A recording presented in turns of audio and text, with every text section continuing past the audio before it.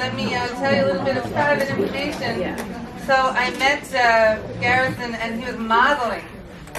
So it was at a Brooklyn Fashion Week show, and Garrison was modeling. So I got to be chatting with them, and that's how they ended up coming here. And I started telling about the high school fashion and all of these exciting things that are going on that are at the high school fashion, and what a great role model he would be to come and talk to our students. And he is going to tell you a little bit about his business and his project with his cousin Garfield. Thank you. All right, yeah. So actually, my name is Garrison Redd, and first I'm gonna give you a little bit about myself, and then I'll let Garfield go into the website, and we'll give you some reasons on why we had to start the Garrison Redd project. So, when I was 17 years old, I suffered an unfortunate accident which paralyzed me from the waist down.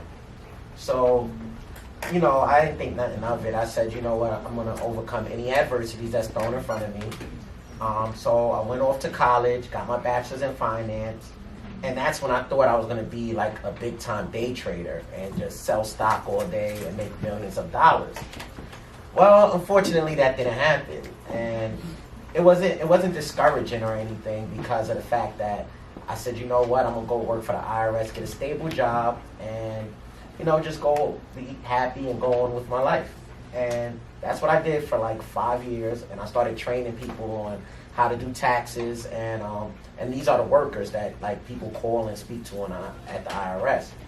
But one day I had an epiphany. I'm there at work and I'm like, this is really, really boring. Like, I don't want to do this in life. I'm too cool for this.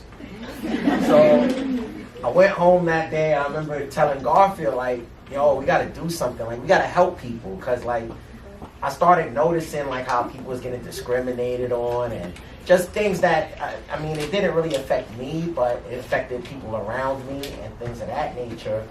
So I'm like, he's like, yeah, we should just give back. Like, why not? And I'm like, we can make a career out of just giving back and doing something we like. Because, like, in life, you're going to have tons of adversities. You're going to have tons of opportunities. So from that epiphany, it led me to get into modeling. I was at the airport one day. I didn't see my godfather in like 10 years, and he started a clothing line. So I'm like, what's up? Like, what you been up to for the last 10 years? You haven't called me, you haven't visited me. And he's like, yo, I started a clothing line. I would love for you to model for it. So I'm like, model? I'm not a model. What you mean? So he calls me like a few weeks later, like, yo, I'm having a photo shoot, and I would love for you to model and just come out. So I was like, Garfield, you know, this is one thing in life. You gotta accept every opportunity that comes your way. Just take it. You don't have to be proficient in it or knowledgeable. Just take it and see where it leads you. So I took the opportunity, and we ended up meeting some other clothing designers from this brand called Dad, which is an up-and-coming streetwear brand. And from there, they're like, yo, I love you guys' energy. I'm going to design you a special outfit, a special wheelchair. We're going to do this photo shoot. You're going to go viral on Instagram. And, like, life is going to change. And I'm like, you're kidding me. And he's like, nah, I'm really serious. So I do the photo shoot.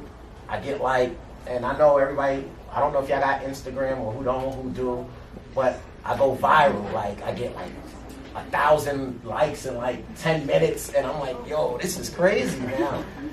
I'm a model, like I'm so real. Like, all right, I like this. So from there, I'm in the gym. I started like working out on a regular basis. 'Cause I used to play football, and he's like, "Yo, we gotta make you get to like the Paralympics. Like you strong, and you know this work thing is getting corny. Like let's do something where we can change the world." So I like, all right.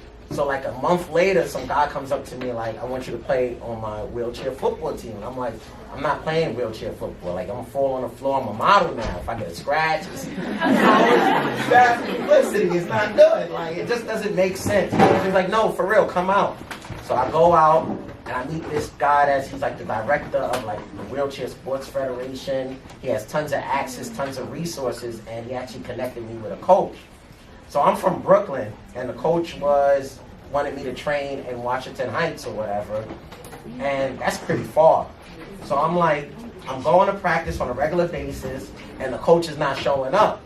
So then I'm like, I call the guy like, yo, I mean, I'm not discouraged or anything, but I'm like, why would you connect me with someone that's not really dedicated like how I'm going to be dedicated? Because you said I'm going to make the Paralympics, I'm going to be famous, and I want to be famous now. Like, come on.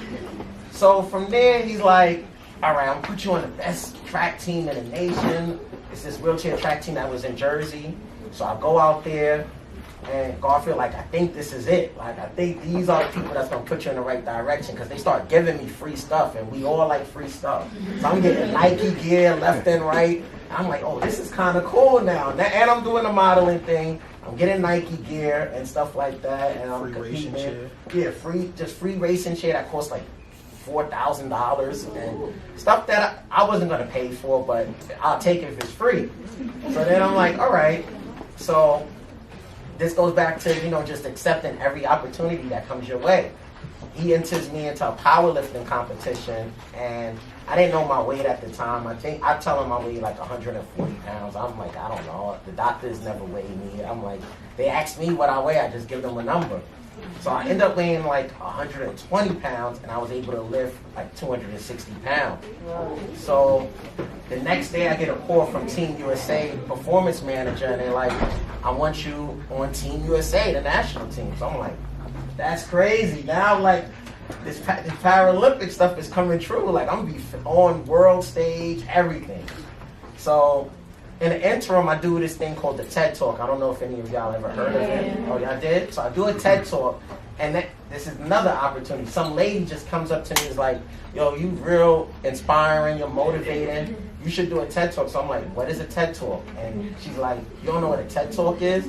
So he started telling me what it is. I'm like, oh, snap, I should do it. Why not? So I applied, and they selected me. So I'm like, oh, this is the real ball game now. Now I'm be like nationwide, and I have to tell my story. So I told my story being life is like lemonade, where life is going to throw you some lemons, but if you put water, ice, and sugar together, you're going to make a sweet beverage out of a sour fruit. So I start with life is like lemonade. Exactly.